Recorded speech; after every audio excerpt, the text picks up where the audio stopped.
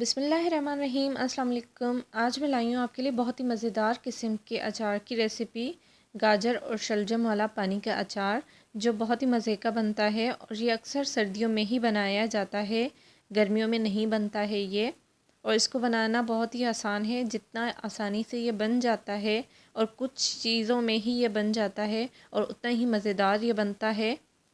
और ये बिल्कुल ऑथेंटिक रेसिपी है पानी वाले अचार की। आप इसको 1 महीना बना के सेव कर सकते हैं। इतना ही बनाइएगा जितना 1 महीने तक चल जाए, उसके बाद दूसरा बना लीजिएगा, क्योंकि इसको बनाना बहुत ही आसान है, कोई इसमें मुश्किल काम नहीं है। तो चलें शुरू करते हैं रेसिपी को। तो यहाँ पे मैंने गाजर ली है तकरीबन 4 अदद। आप जितनी क्वांटिटी अचार की रखना चाहते हैं आप उस हिसाब से बना लीजिएगा, कोई मसला नहीं है।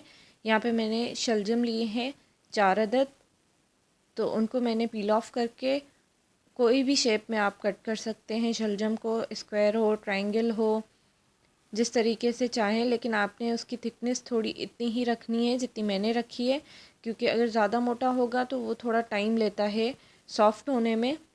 तो थिकनेस इसकी आपने इतनी ही रखनी है, बाकी शेप आपने कोई भी रख लेना है। मैंने भी हर शेप में इसको काट लिया है। और गाजर भी आपने थोड़ी सी पतली ही रखनी है, मोटी नहीं रखनी है। और जो ग्रीन लहसुन है उसका हम ग्रीन वाला पार्ट सिर्फ यूज़ करेंगे इसमें, बाकी जो वाइट वाला पार्ट है उसको साइड पे कर देंगे।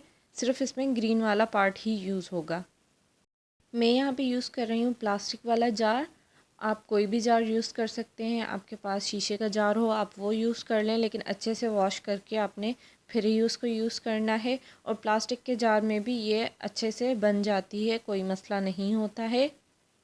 बस जार को आपने अच्छे से वॉश कर लेना है और सारी जो शलजम और गाजर हमने कट करके रखी हैं वो इसमें ऐड कर लेनी है। आप चाहें तो इसमें फूल गोभी भी इसी तरीके से कट करके ऐड कर सकते हैं, हरी मिर्चें भी ऐड कर सकते हैं इसमें। और एक ही जार में हम सारी 3 से 4 सब्जियां ऐड करके ये अचार बना सकते हैं। शलजम और गाजर को पील ऑफ करने के बाद अच्छे से वॉश कर लेना है पानी से। इसके बाद हमने जो ग्रीन लहसुन कट के रखी थी उसको भी वॉश करके फिर इसमें ऐड करना है। ग्रीन लहसुन ज़रूर ऐड कीजिएगा, उसकी खुशबू बहुत ही ज़बरदस्त आती है इस अचार में। और इसकी क्वांटिटी आप अपने हिसाब से एडजस्ट कर सकते हैं, जितनी ऐड कर सकते हैं ग्रीन लहसुन, कोई मसला नहीं है, कर लीजिएगा।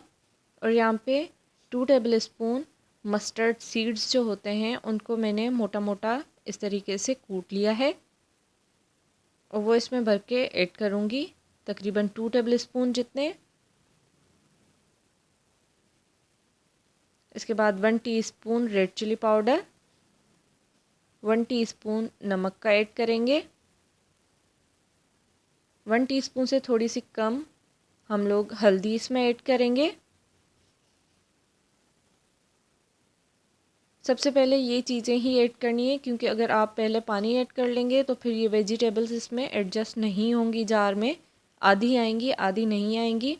और बाद में ही आपने पानी ऐड करना है, जिस तरीके से मैं कर रही हूँ। और पानी तकरीबन यहाँ पे 2 लीटर्स जितना मैंने ऐड किया है।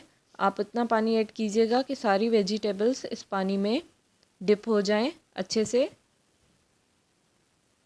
ताकि वेजिटेबल्स नीचे हों, पानी इनके ऊपर आए। इससे ये होगा कि आपका अचार ख़राब नहीं होगा।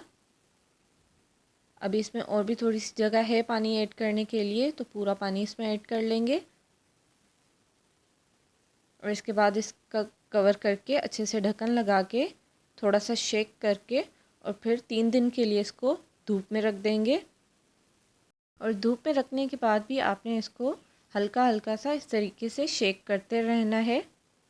और 3 दिन में ही इंशाल्लाह आपकी अचार बहुत ही परफेक्ट बन के तैयार होगी। तो चलें देखते हैं, हमारी अचार बिल्कुल बन के तैयार हो गई है 3 दिन के बाद। आप देखें बिल्कुल परफेक्ट बन चुकी है हमारी ये अचार। और अगर आपको लगे कि थोड़ी इसमें खटाई कम है, नमक कम है, लाल मिर्च कम है, तो आप वो बाद में भी एडजस्ट कर सकते हैं। बाद में भी आप ये मसाले इसमें ऐड कर सकते हैं, इससे आपकी अचार ख़राब नहीं होगी। और ये ऐसी अचार है जो लो बजट में बनती है और हर खाने के साथ बहुत ही मज़ेदार लगती है। तो इस रेसिपी को ट्राई ज़रूर कीजिएगा। अगर आपको मेरी ये रेसिपी पसंद आई हो तो वीडियो को लाइक कीजिएगा, मेरे चैनल को सब्सक्राइब कीजिएगा, बेल आइकन को प्रेस करना मत भूलिएगा ताकि मेरी हर अगली आने वाली नई रेसिपी की वीडियो सबसे पहले आप लोगों के पास पहुँचे।